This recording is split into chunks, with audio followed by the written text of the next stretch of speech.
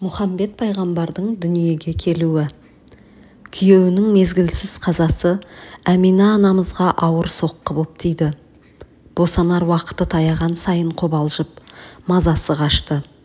Сондай мазасыз күндердің бірінде оның иығына бір ақ кептер ұшып келіп қонады. Әмина бұған таң қалды. Үрікпей отырған көгершіннің басынан сипап еді, көңілдегі қобалжуы жоқ болды. Жүрегі тынышталып, уайымсыз халге түсті.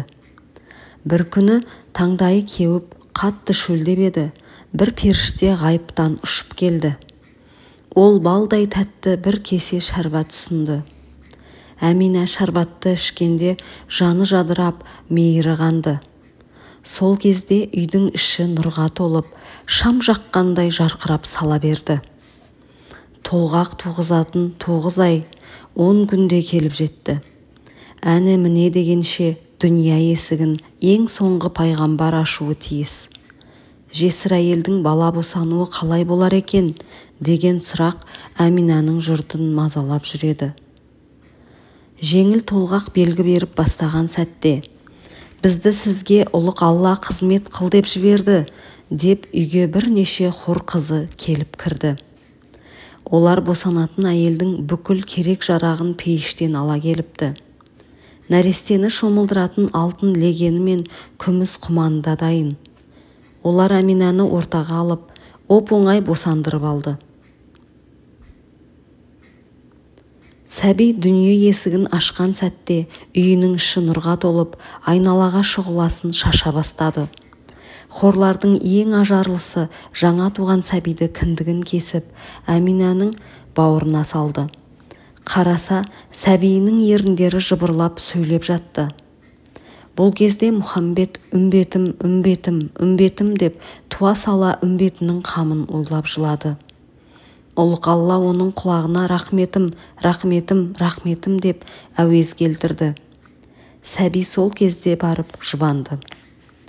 Сәбидің денесінен жаннаттың жұпар иісі есіп тұрды. Періштелер жатырда жатқанда оны сүндеттеп қойыпты. Пайғамбар дүниеге келген күні Алла тағала миға сыймас мұғжизалар көрсетті. Бір күн бойына әлемдегі патшалардың жақтары қарысып, тілдері байланды. Олар нөкерлеріне әмір бере алмай сандырақтап кетті.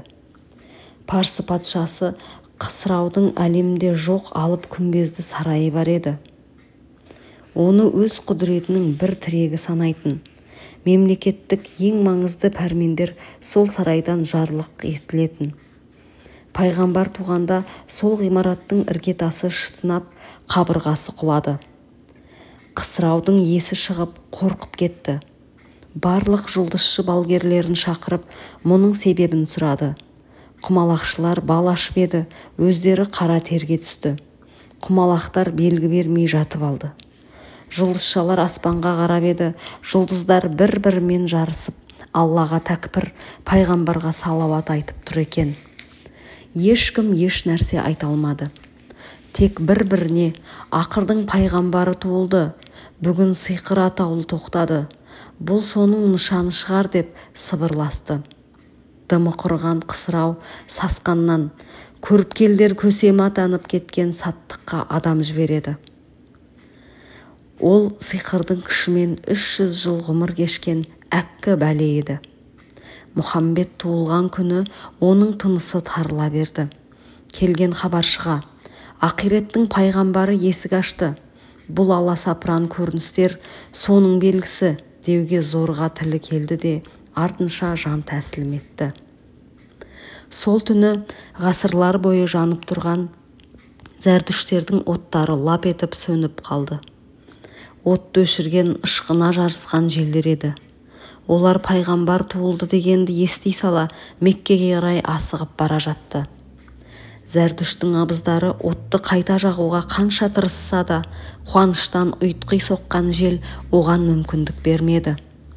Бұған дейін Сауа дариясының суы тарылып, түбінде ғана сыздықтап ағып жататын. Мұхамбет дүниеге келді деген сүйінші оның да құлағына жетті. Ол пайғамбарды көрем деген ышықпен арындап аққан кезде бітеліп қалған бүкіл бұлақтың көздерін еріксіз ашып жіберді. Буырқанып аққаны сонша арнасынан асып Меккенің іргесіне жетті. Періштелер келіп, «Сауа жетер, сабыр қыл» демегенде бүкіл қаланы алып кетер еді. Меккенің айналасына бұрын соңды өспеген сан-санақсыз түрлі гүлдер мен шөптер қаулай шықты. Олар мүбәрак пайғамбардың табаны бізді бір кеп басар мекен деп жапырағын тосып жататын. Олы өзгерістен бейхабар Мекке жұрты ойпырмай, бұл не керемет, 1000 жылдан бері шықпаған өсімдіктер пайда болыпты деп таң қалысып жатты. Әлемдегі асқар таулар басындағы қалың қарын сілкіп, біз де бір Мұхаммедтің нұр дидарын көрер мекенбіз деп Мекке жаққа көз тігіп тықыршып тұрды. 7 қат көктегі 8 пейіште иеміз келді деп қуанып есіктерін ашты. Бүкіл әлемдегі жан-жануар, ұшқан құс, жалпы жәндік атаулы Мұхаммедтің туылғанын естідің бе деп бір-бірінен сүйінші сұрап жатты. Ал періштелер өздерінің Мұхаммедтің нұрынан жаралғанын білуші еді. Оның нұры тәнге түсіп, пәни есігін ашқанда, олар мұндай сәт тіршілік тарихында бір-ақ рет болады деп, бірі қалмай көктен Меккеге қарай құлдилай құйылып жатты. Олардың қалың лек болып ағылғаны сондай, Мұхаммедті ұзақ көріп тұра алмады. Кейінгі лек алдыңғы лекті ығыстырып, еріксіз ағызып әкетіп жатты. Мұхаммед келді деген хабарды естігенде, қуаныштан қара жердің жүрегі дүрсілдеп соғып сала берді. Жүрек лүпілінің күштілігі сондай, өз кіндігінде мінсіз айналып тұрған жер ана ауып кетуге шақ қалды. Мұхаммедтің туған сәтін көрем деп күндіз бен түн таласты. Бұл сахар уақыты еді. Түн кезегін күндізге бермей тұрып алды. Ал күн болса, кезегімді бер деп түнмен тіресті. Осылай екеуі тартысып жатқанда, күн мен түннің қақ ортасында пайғамбар дүниеге келді. Оның шыр еткен дауысын естіген кезде қасарысып тұрған қараңғылық, «Енді арманым жоқ» деді де жылжып жүре берді. Сахарда бұлбұлдар салауат айтып, зікір әуендерін құйқылжыта шырқады. Бұған дейін ібіліс көкте періштелер сұхбатын тыңшылық қылып тыңдайтын. Пайғамбар туылғанда қанша жерден тырысса да көкке самғай алмай, дымы құрып құлай берді. Әзірейіл бастаған періштелер жын періні қуалап жүріп сабады. Бақсы құшнаштардың долбар болжамы далбасалап кетті. Пұттар жаппай қирап жатты. Қағбадағы Құрайыштың пұттары да өздігінен жерге құлап, күл паршасы шықты. Олар пұттарды бірнеше рет қайта тұрғызды. Сынған жерлерін жөндеді. Сол кезде оларға тіл бітіп, дүниеге Алланың хабибісі келді. Оған 18 000 ғалам сәжде етіп жатыр. Біз де солармен біргеміз. Тік тұруға еркіміз жоқ деп былдырлады. Ұлық Алла барлық періштелеріне, «Куә болыңдар, Мұхаммедке рақымет қақпасының кілтін тапсырамын. Ақиретке дейін бұл күн оның үмбеті үшін берекелі һәм мереке болсын» деді. Мұхаммед туылған соң ұлық Алла оған көрімдік ретінде Әминаның көкірек көзін ашты. Анасы ғайып әлемнің сырларын көріп тұрды. Кенет аспаннан бұлттардың бейнесінде періштелер келіп анасына, «Әй Әмина, ұлыңды бізге қос, Қағбаға барып Тәңіріне тәуап қылсын. Әлемнің 4 бұрышын аралатайық, әлем де оны көруге ынтық» деді. Әмина келісті. Пайғамбар бұлтқа отырып дүниені кезіп кетті. Жердегі барлық орман, тоғай, тас, су, аң, құс оған жамырай сәлем беріп, өздеріне Алладан рақмет етуін тілеп жатты. Көзді ашып жұмғанша періштелер дүнияны шарлатып шықты. Шақалақты Әминаға қайта келіп тапсырды. Артынша иман жүзді 3 адам есіктен кіріп келді. Бірінің қолында күміс құман, екіншісінде зүбәржаттан жасалған леген бар. Үшіншісі пейіштің ағашынан жасалған бесік ала келіпті. Мұхамбетті легенге отырғызып, пейіштің кәусарымен жуындырды. Судың хош иісі бүкіл Меккені жайлап кетті. Пайғамбарды жібек жаялықпен құндақтап, бесікке бөлеп тербетті. Құлағына бірдеме деп сыбырлады. Сосын Расул да оған ишарамен жауап қайтарды. Бұл Раузан періште еді. Ол пайғамбарға: «Ей Мұхамбет, бұ дүния сені неше мың жыл сағынышпен күткенін білесің бе? Бүгіннен бастап ақыл иелеріне рахмет қақпасы ашылды», деді сыбырлап. Оған Мұхамбет: «Мен де осы күнге зарығып жеттім. Менің үмбетім Құдай қаласа енді үмітсіз болмайды», деп жауап берген еді. Сосын Әминаға: «3 күнге дейін үйге ешкімді кіргізбе. Періштелер кезекпен оған тәуап етеді.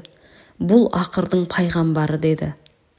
Олар кеткен соң Әмина Аллаға шүкірлік айтып жылап тұрды. Немерелі болған Әбдімүтәліп те қуанышы қойнына сыймай жүгіріп Қағбаға келді де: «Я Алла, немереме ұзақ ғұмыр бере көр», деп тіледі. Сол кезде Қағба оған иіліп: «Я Расулдың атасы, дүниеге Мұхамбет келді, құтты болсын», деді. Қағба сөйлегенде Әбдімүтәліп тілі күрмеліп талып қала жаздады. Өңім бе әлде түсім бе деп үрей мен үміттің ортасында үйіне қайтты. Жолда бір яһудиді кездестірді. Ол Әбдімүтәліптен: «Бүгін түнде Меккеде бір бала туылды ма?» деп сұрады. Әбдімүтәліп оған: «Иә, келінім жаңа ғана маған немере сыйлады», деді. Яһуди: «Онда сен пайғамбардың атасы болуың әбден мүмкін. Аспанда қызыл жұлдыз пайда болды. Мен білсем, бұл пайғамбардың нышаны», деді де сәуегейлік долбар айтып кетіп қалды. Қиялы сан саққа жүгірген Әбдімүтәліп көңілі босап, бұл қалай болды деп үйіне көз салды. Үйдің төбесінде бір ақ бұлт қалықтап тұр. Бұлтты алып самұрық құс тегеурінмен басып қозғалтпады. Әбдімүтәліп мұны көріп қайран қалды. Немересінің тегін емес екенін шындап сезді. Туғанына 3 күн болғанда Мұхамбет анасы Әминаны жазбай танитын. Әкесін іздеп айналасына назар салды. Көптен бері мінілмей әбден шаң басқан ер тоқым мен үзеңгі жүгенге көзі түсті. Соған қарап-ақ әкеден жетім қалғанын түйсікпен түсінді. Көкірегі қарс айырылып, «Ах!» деп күрсінді. Ол күрсінген сәтте ғаршыда бір рет селк етіп сілкінді. Сол кезде ұлық Алла: «Әй Мұхамбет, сен менің хабибімсің. Қам жеме, мен сені жетімдіктен өсіріп жеткіземін. Кеудеңді ашып, жүрегіңнен хикметтің бұлағын ағызамын. Мұқатқан дұшпаныңа үстем етемін», деді. Сол кезде сәбидің жаны жай тауып, тәтті ұйқыға батып кетті. Нәрестенің туғанына 4-ші күн дегенде атасы немересін құшақтап иіскеді. Оған Мұхамбет деп ат қойды. Сол кезде үйге қонақ келді. Әбдімүтәліп оны бірден таныды. Ол жолда кездескен яһуди еді. Қонақ: «Әбдімүтәліп, немерен құтты болсын», деді. Ол сәбидің түріне қарап пайғамбарлық нышандарды анық байқады. Арқасындағы елшілік мөрді көрген соң ізетпен иіліп құрмет көрсетті. Нәрестеге тағзым еткен яһудидің қылығы Меккеге тарап кетті. Құрайыштың шынжыр балақ, шұбар төс шонжарлары ендігі жетпегені осы еді. Баладан құдай жасап, мына яһудиді албасты басқан екен деп мазақ қылды. Сонда яһуди: «Тәуратта бұл баланың барлық пайғамбарлық нышаны анық жазылған. Көріңдер де тұрыңдар. Бұл бала 40-қа келгенде қамал алады. Оның атақ-даңқы бүкіл патшалардан асып түседі. Ал есімі қияметке дейін батыс-шығыс, желдік-түстікке тоқтаусыз ұлықтап тұрады. Оның беделінен Құрайыш тайпасы адамзат тарихында қалады. Араб жұрты бұрын соңды көрмеген өзгерісті бастан кешеді. Сол кезде мені еске аласыңдар, деді. Сөйтті де өзі отанына көшіп кетті. Пайғамбар дүниеге келген күні Әбу Лақаптың күңі одан сүйінші сұрайды. Әбу Лақап сәбидің туғанына шын қуанып, оған азаттық сыйлайды. Сосын үйдегі шұбатты алып Әминаға апар. Күш қуаты сарқылып әлсіреп жатқан болар. Шұбат ішіп әл жинасын, ана сүтіне құнар бітсін дейді. Кейін Әбу Лақап Мұхамбеттің даңқы шығып, Мекке жұрты оған ықыласты болғанда, өзінің күңшілдігін жеңе алмады. Қара басып онымен тіреседі. Қатыны екеуі оны өсектеуден ауыз босамады. Ақыры екеуі де қарғысқа ұшырап тынды. Құранда оларды қор болған кейіпте сипаттаған сүре түсті. Бірақ мейірімді ұлық Алла сонда да оларға тозақта екі түрлі жақсылық нәсіп етіпті. Біріншісі, дүйсенбінің түнінде оларды азаптау толық тоқтайды. Екіншісі, сол күні шахадат бармағын сорса, одан салқын су шығады екен. Бұл оның Мұхамбетке туған кезде жасаған екі түрлі жақсылығының қайырымы еді. Әділетті Жаббар Хақ оның ақысын жемеді.